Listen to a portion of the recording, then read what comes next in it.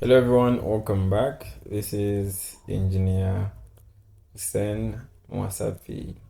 So in this video, we'll be looking at how to determine the magnitude, which is the size of the projections of a given vector. In most cases, you would find them to be force vectors.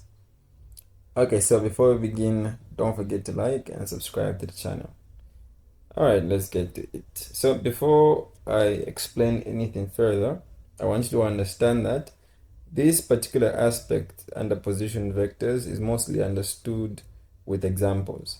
So we're going to look at an example that will help us understand how we can determine the magnitude of the projections of a given vector. In most cases, it will give you force vectors.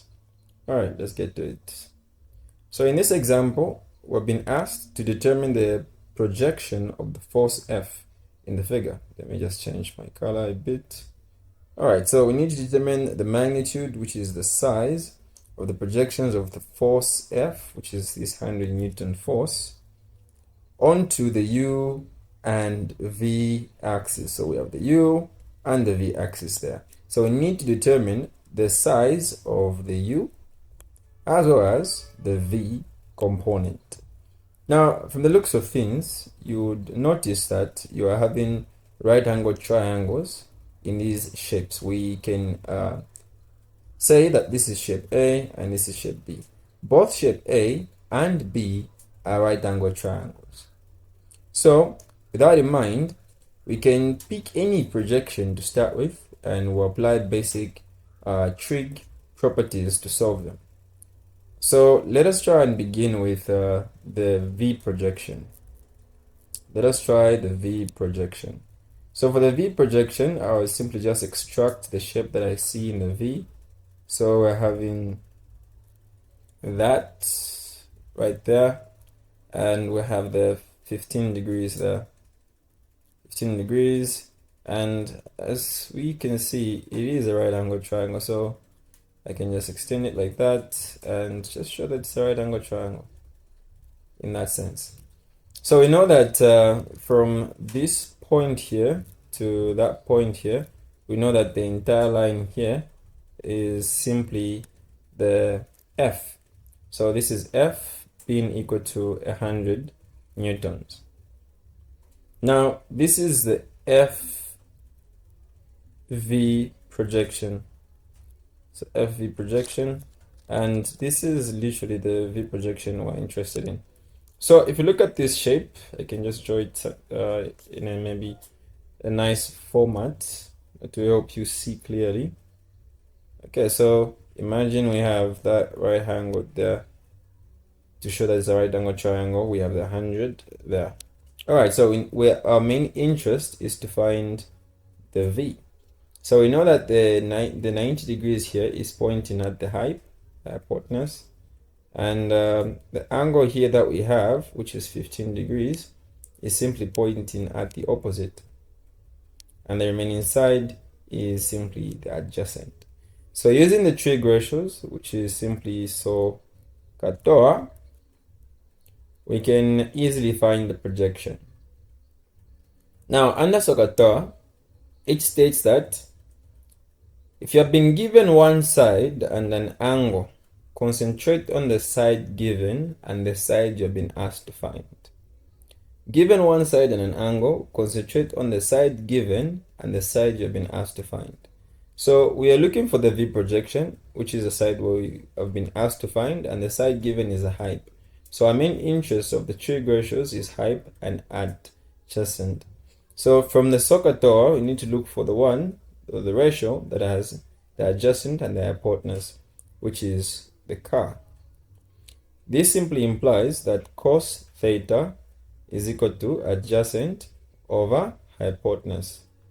And this implies that cos of the angle theta, which is 15 degrees, is equal to the adjacent, which is the V projection, over the hype, which is 100. This implies the V projection, write it properly, the V projection is equal to cos 15 degrees times 100. And V will be equivalent to, if you punch this on your calculator, you will have 96.5924 58263. Therefore, we can say that our V projection, our FV projection, is equivalent to, I round off my answer to 2 decimal places, and I will get 96.59. Remember, it's a projection. The parent is in newtons, so even the projection will simply be in what? Newtons. So basically, that's how you find the V projection. So in a similar manner, you also try and attempt to find the U projection. You are always advised to pause videos whenever you are learning online so that you can attempt to do the other part on your own. So you can try and pause the video and try and find the U projection. Alright, for the U projection, we'll extract the shape that is in the U. So we have that and that. So this is the U. And we know that this angle here is 45 degrees. And this here is 100. So it's at 90 degrees. So we expect it to form a 90 somewhere there like that. So now I'll draw it basically in a proper manner so that you can see clearly.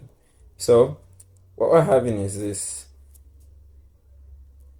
So we're having the 90 degrees, we're having the 45 degrees, the 100, and our U projection.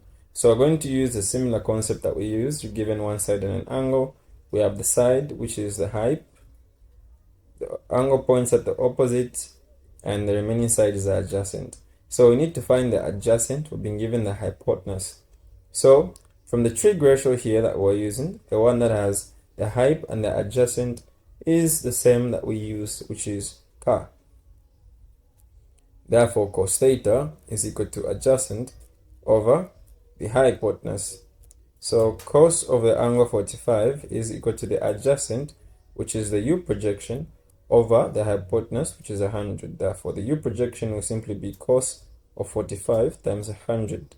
So U is equal to, if you punch this on your calculator, you expect to have a value of 70.71067.812. Therefore, if I round off this to 2 decimal places, I would say that my F in the U projection is simply equivalent to 70.71 newtons, like that. So these are the projections that we have of the main parent vector, which is the force vector, equivalent to a magnitude of 100 newtons. Alright, so be mindful that always whenever you're solving for projections, if at all you've been given that it's 90 degrees, if it's perpendicular at a particular point, you can easily understand that you apply the trig ratios. Alright, so if you have any queries, you can reach me on WhatsApp on the line 077 149 5252. Alright, thanks for watching, and remember, slow progress is better than no progress. And let us strategize before becoming a statistic, and let us try and push for that A+.